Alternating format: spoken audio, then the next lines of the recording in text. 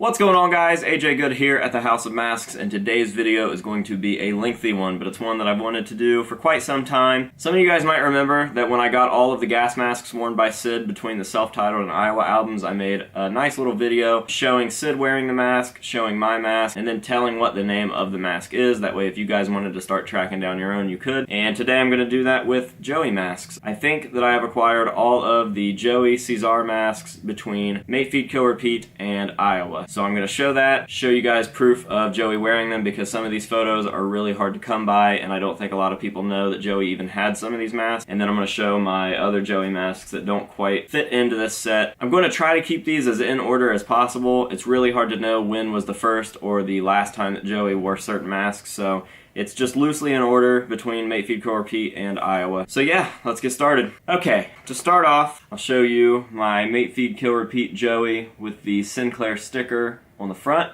The only time I've ever seen this worn was for a promo shot up close of Joey.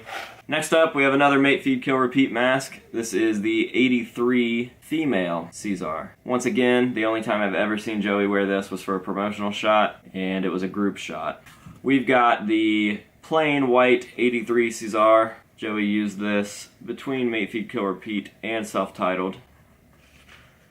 We have the extended forehead Joey. This was worn during some promotional stuff during self-titled. He wore this in Welcome to Our Neighborhood and for a couple photo shoots. And we actually stumbled upon this by accident. And basically what I think Joey did was he cut the forehead off of another mask and glued it to the inside here like I've done, because his forehead was quite large, and I guess it would be easier than putting face paint on all the time. Now we're getting into the masks that have the added scars, whether it be with nail polish or mascara or Sharpies or whatever. You can see this version of this mask in the Wait and Bleed video, believed to have been put on with eyeliner.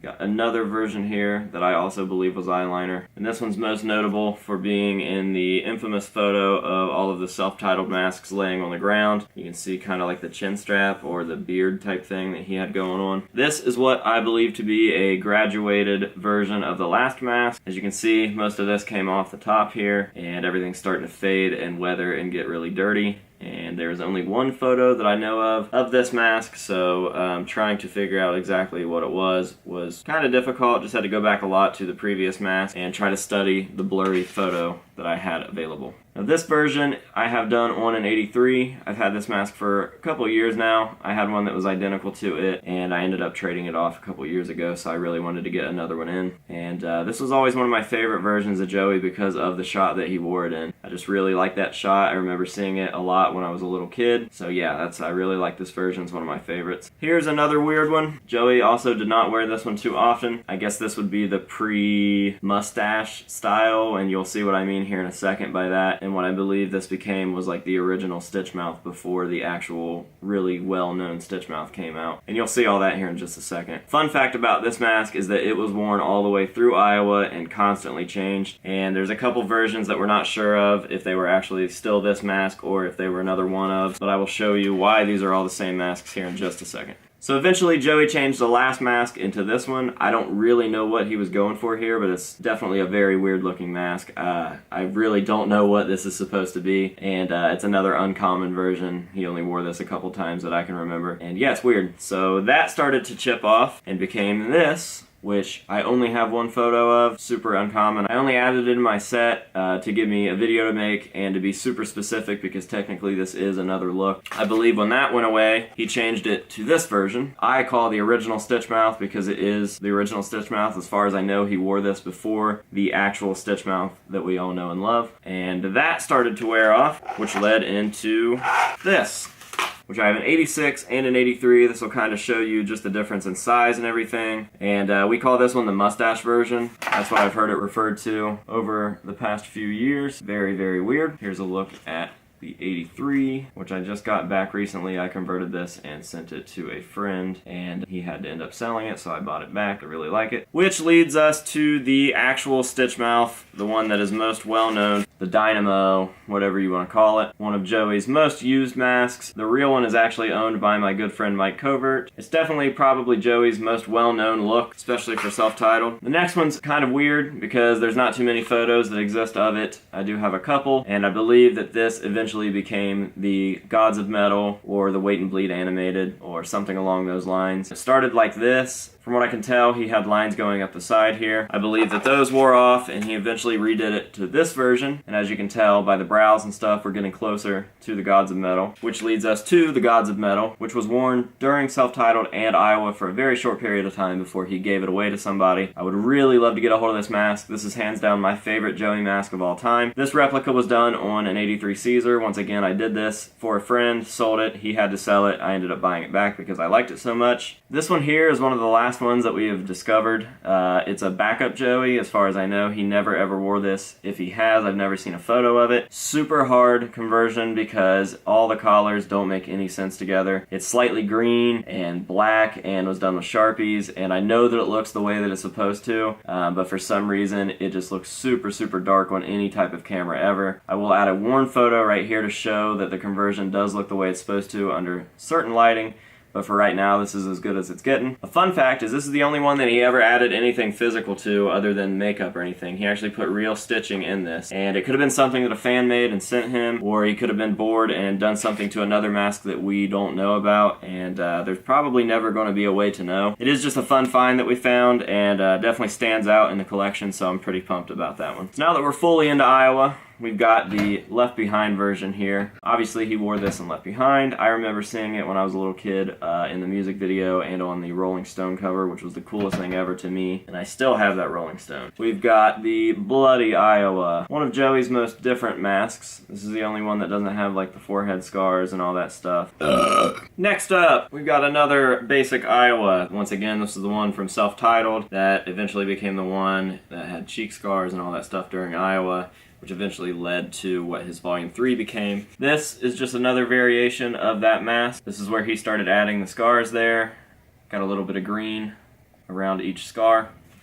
Here's another version of that mask. This one's kind of clean compared to what it became, and it's got the scars there on the cheeks. This one is the female version, like the female Iowa, I guess. Just kind of looks like weird makeup and stuff. And for the longest time, we could not find proof of Joey wearing this, and eventually I stumbled across a video of him walking off stage with the mask on. And I do want to redo this version. It's not as accurate as I thought after getting like closer looks at it and stuff, but it will do for now. Here is the Self-Titled and Iowa mask, slowly starting to get dirtier and dirtier. He wore this during the recording of Volume 3, like at the Houdini Mansion and stuff, and you'll see that in these pics. It started to get pretty gross, and he wore this during Disaster Pieces as well, and it was just a little bit whiter than this during that time. Here is the Reading and Leeds Festival mask. I've done a couple different versions of this because at first I thought it was white, then I thought it was silver, then I realized it was gold. A lot of the pictures and stuff are super heavily edited to make it look just a super weird color, but it is indeed gold with black and red. Once again, we've got the mask that he used from Self-Titled all the way through Iowa and just constantly kept changing it. This one's got some purple and stuff on it. He wore this for some signings. I'm not sure if I saw him wear it anywhere other than those signings. This one is super weird. It's got like a teal, blue, green type thing going on. Once again, I believe this was the mask that he started to use during Self-Titled and eventually graduated all the way through Iowa. And the reason that I think that he wore this so much between the first two albums and just constantly changed it is because if you study photos up close, and I'll show you that I've got him here on the replica, you can see a little teeny tiny worm, that's what I like to call it, that sticks out of that eye. And it was there from Self-Titled all the way through Iowa. And I'll show you right here on the screen so you can see that they're on the actual masks as well. It just kind of pokes out there and somehow survived all of those changes. And I highly doubt that Joey would have been able to do all of those different masks on different masks and put that squiggle in the exact same spot. So that's why I think it's the same mask. This is the weathered Left Behind. This is on the cover of a Hit Parader magazine, and he just wore it for some random group shots. Last but not least in my set is this weird version. Only a couple photos I know of exist of this. They're all from the same concert. I believe that this is one of the very last masks he wore before Volume 3. The shots that you have to go off of are not very good. There's only one shot of him that's just of him playing, and it kind of gives you a decent look at the mask. So here they are all together. Like I said, some of these need updated. There's a couple little teeny tiny details on some of these that I haven't done yet because I haven't had the time. Like I know for a fact that Joey added an X to his stitch mouth mask for at least one photo. It looks like it was Sharpied on. If I ever get the time to go in and do that to another mask, I will do that and add it to the collection. This one definitely needs updated. Like I said, it'll do for now. I'm just super busy with other things, but I will get around to it eventually, and then I will shoot another video. I could be missing a mask that someone else knows about that I don't. I'm pretty sure that this is all the known masks as of right now, but that could always change. There could always be another photo that comes out showing Joey in a different mask, which is how we got this many, because 10 years ago, people probably only thought that he had 10 different versions, and now there's all of these between Self-Titled and Iowa. I didn't include this because there isn't actually a photo of Joey wearing it that we know about yet, but this is my authentic backup mask. And the reason that I believe that this is authentic, aside from the fact that I got it from a very trusted friend of mine who also has other stage-used items, he owns a real stage-used paw mask and Joey's stitch mouth mask, is that we recently found a photo of a couple of Joey's masks backstage, including this one, which there's no photo of him wearing, but it is with all the rest, and it's obviously Sharpied. And just look at that. Joey would have definitely done that, especially the mouth. Very, very convincing. We've got my signed 83 here that I got from my buddy Paul not too long ago when he met Joey on the Vimic tour. He got him to sign that for me. Still signs with a number 1 for anybody that missed it. So these two are very special. I keep them in cases. Here's all these guys together. Now I'm going to take you in as an added bonus and show you the rest of my Joey collection. Just stuff that doesn't quite fit with all of these things. So first of all, we've got these two 86s. They're just kind of outdated. I got rid of this one out of my set because I have an 83 that I like, and obviously it's an 83. So if anybody wants this one, hit me up, and maybe we can work out a deal. And like I said, with the Redding and Leeds version, I did paint a silver one because I thought that maybe, due to the fact that some of those photos were so heavily edited, that Joey had a silver version as well as a gold version, and maybe even a white version. I later found that out to be false because I've seen the same photos unedited, and it is definitely gold. So if anybody wants these two, let me know. Maybe we can do some trading, or I can just sell them outright to you, whatever you want to do, but I know that they will probably just end up in a box if I keep them here. Here I have a Joey Fabricius blank All Hope Is Gone that I have yet to get around to finish, but I promise I will one day, or maybe I'll just send it back to him to finish for me, but they're super nice and I just haven't gotten around to it. Here we have an 83 custom Joey that is like a bunch of different Joey masks combined. My buddy Mike did this for himself not too long ago and ended up sending it into a Mailbox Monday episode, and it's super, super cool. I could definitely see Joey rocking something like that, and it just looks really authentic, especially with the dirt and everything that's in there. This is an 83 Caesar. It is not quite a Joey. This is the same sculpt as the blank ones, as you guys might know or might not know.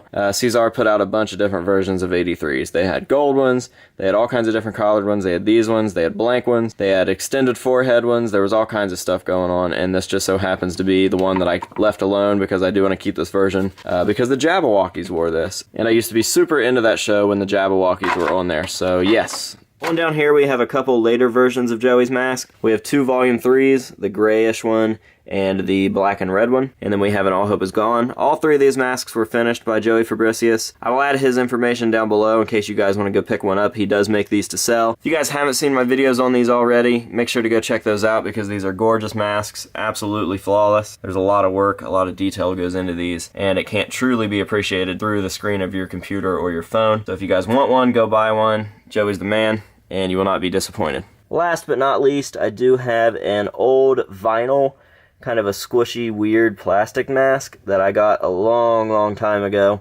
I've never seen another one like it. Michael Covert claims that he used to have one that he turned into like a Volume 3 gem a long time ago, but he hasn't been able to find it. But yeah, I took this to Ozfest 2004, and I really, really wanted to meet Joey back then, and it turns out that they were only letting 3 members come to the signing. If you bought a CD, you got to have your stuff signed, and that was Mick, Jim, and Paul, but I am thankful that I did get to meet Paul. He was the only one that talked to me there. Obviously, I was a little kid and stuff, and I didn't realize how big of a deal that would be until after he passed away, so this is definitely a very treasured item. That's why it's in this little case. So yeah, I do have a couple other 83s that are just kind of thrown into other collections. Like we got my little Mate Feed Kill Repeat section, and then my unconverted self-titled set. So those are 83s, and I do have some stacked up in a box somewhere. As you guys can see, we are getting ready to expand. I've got a bunch of stuff boxed up here, and it kind of looks like shit right now, but I think some good things are happening.